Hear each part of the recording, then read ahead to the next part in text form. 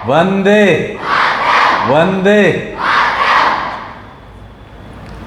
आज आर्य माध्यमिक विद्यालय के प्रांगण में उपस्थित हमारे भाजपा के जिला अध्यक्ष डॉक्टर अर्चना गुप्ता जी, महामंत्री श्री रविंद्र भाटिया जी जो पार्षद भी हैं, और हमारे भारतीय जनता पार्टी के पदाधिकारीगण, जन कल्याण समिति के अधिकारीगण, हमारे आर्य स्कूल के प्रिंसिपल श्री मनीष घनघस जी, विद्यार्थियों, अध्यापकों, आज जो हम विषय आप सबके सामने लेकर आए हैं, आपने सब सुन ही लिया।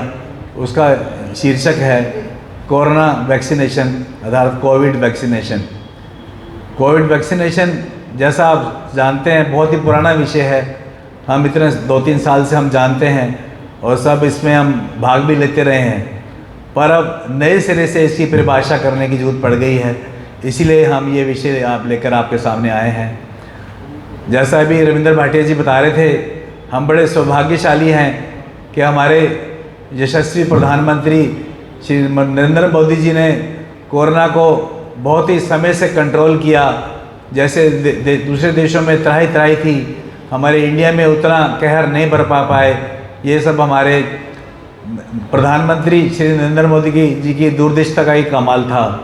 और इसी तरह से समय पर वो वैक्सीन लेके आए और हमारे आगे कोरोना का जो लहर कहर चल रहा था वो रुक सा गया और हम सब शांति से जीवन जीने लगे।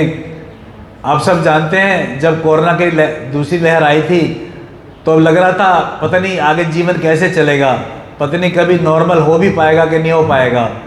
और ये सब हमारे सेंट्रल गवर्नमेंट की, हरियाणा गवर्नमेंट की और लोकल प्रशासन की वजह से ही हम आज बिल्कुल नॉर्मल लाइफ बिता रहे हैं। आप सब देख रहे हैं, हम सब बिना मास्क के यहाँ बैठे हैं और नॉर्मल लाइफ बिता रहे हैं, सब जगह आ जा रहे हैं। इसके लिए मैं विशेष तौर पे आप सबको श्री नरेंद्र मोदी जी का और पूरे गवर्नमेंट का बहुत बहुत धन्यवाद भी करना चाहूँगा और आप सबको बधाई भी देना चाहूँगा कि हम ऐसे युग में जी रहे हैं जो हमें कोई ज़्यादा चिंता की बात नहीं है। बड़ी सुखद बात यह है कि मोदी जी ने पूरे देश में फ्री वैक्सीन लगवाई, पहली डोज और दूसरी डोज।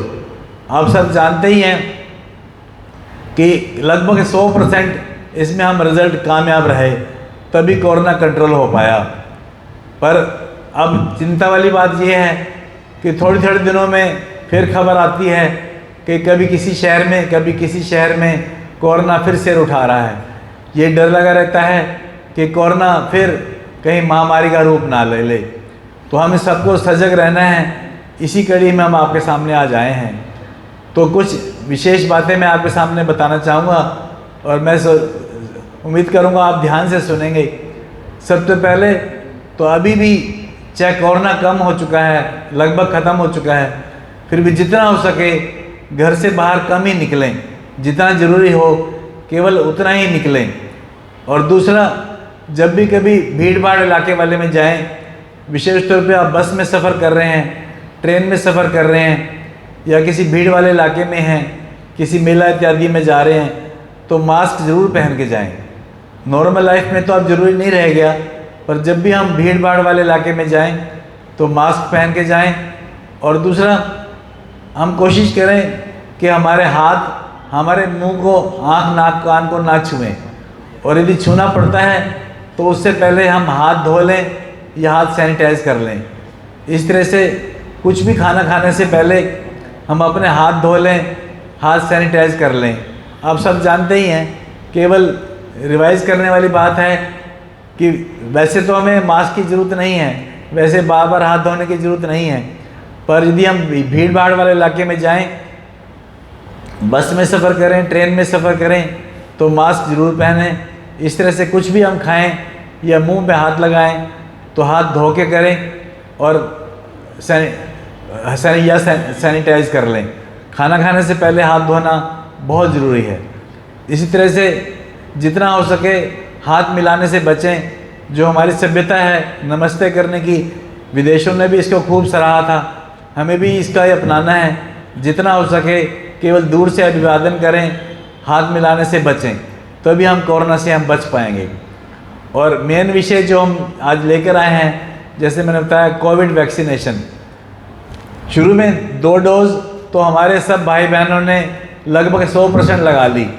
तो देखने में आया कि 2 डोज लगाने के बाद भी कोरोना हो सकता है, कोविड हो सकता है, क्योंकि समय के साथ कोविड की इम्यूनिटी कम हो जाती है। इसलिए WHO गाइडलाइंस के हिसाब से प्रिकॉशन डोज या जिसको हम बूस्टर डोज कहते हैं वो लगाना बहुत ज़रूरी है। तो इंडिया में ये उपलब्ध हो गई, पर मोदी जी ने देखा कि बूस्टर डोज की अपील करने के बावजूद भी लोग वैक्सीन नहीं लगवा रहे, लोग प्रिकॉशन डोज नहीं लगवा रहे। जिस उत्साह से, जिस डर से कोरोना की पहली और दूसरी डोज लगवाई गई, जिससे हम कामयाब रहे, वो 3rd डोज जिसको हम प्रिकॉशन डोज कहते हैं, उसमें लोगों का भागीदारी ना के बराबर रही। इसी को ध्यान में रख के हमारे यशस्वी प्रधानमंत्री मोदी जी ने अनाउंस किया कि 3rd डोज 75 दिन के लिए हम फ्री कर रहे हैं। आज़ादी का 75वां महोत्सव आप सब जानते हैं, मना रहे हैं। उसी कड़ी में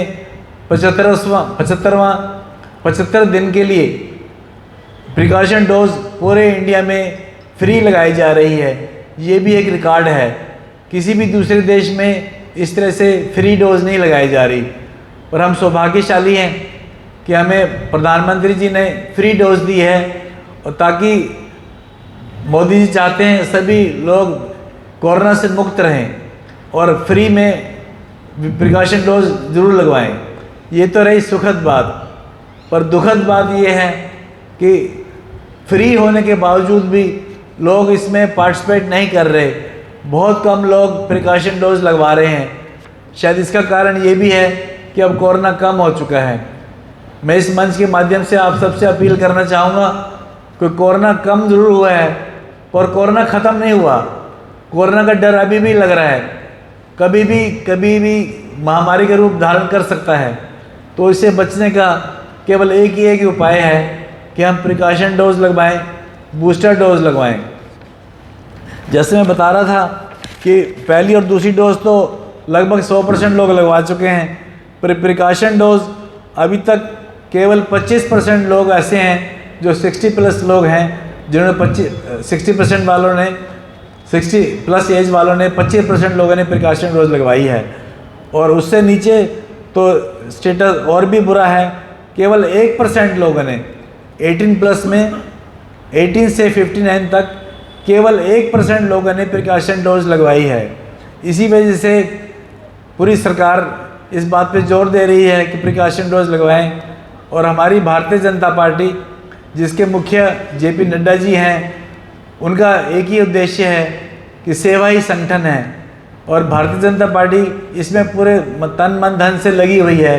इसी कड़ी में नड्डा जी ने आह्वान किया है कि हमारे चिकित्सा प्रकोष्ठ के सभी कार्यकर्ता और सभी BJP के आम कार्यकर्ता जन जन तक प्रिकॉशन डोज का मैसेज पहुंचाएं, ताकि ज़्यादा से ज़्यादा लोग प्रिकॉशन डोज ले सकें। पानीपत की स्थिति भी अच्छी नहीं है। यहाँ टोटल पॉपुलेशन करीब 14 लाख है, जिसमें से पहली और दूसरी डोज तो लगभग 100% लोग ले चुके हैं, और पर जो 18 से ऊपर के लोग हैं उसमें ना के बराबर हैं, और 60+ लोग जो हैं वो भी बहुत कम हैं। शायद पानीपत में फिगर केवल 5% लोग ऐसे हैं जिन्होंने अभी तक प्रिकॉशन डोज लगवाई है। ये बहुत ही भयानक स्थिति है। यदि यहाँ पर कोरोना आ गया तो संभालना मुश्किल हो जाएगा। तो आम फिगर भी है, बहुत कम है, और पानीपत के लोग जो इतने जागरूक भी हैं, समझदार भी हैं, पर केवल 5% लोगों ने अभी तक प्रिकॉशन डोज लगवाई है। तो मैं इस मंच माध्यम से आप सबसे अपील करना चाहूँगा कि जितने भी आज आप जब सब घर में जाएं तो प्रत्येक व्यक्ति से, अपने सदस्य से पूछें कि क्या प्रिकॉशन डोज लगवा ली कि नहीं लगवाई। प्रिकॉशन डोज केवल 18+ लोगों को लग रही है। अभी ध्यान देने वाली बात है, 12+ को अभी प्रिकॉशन डोज नहीं लग रही। प्रिकॉशन डोज केवल 18+ लोगों को लग रही है। जो बच्चे 18+ हो चुके हैं वो प्रिकॉशन डोज जरूर लगवाएं, और जो 18 से कम हैं वो अपनी 2 डोज तो ज़रूर लगवाएं, जो फर्स्ट और सेकंड डोज कोविड की है। पर घर जाकर ये संदेश जरूर दें।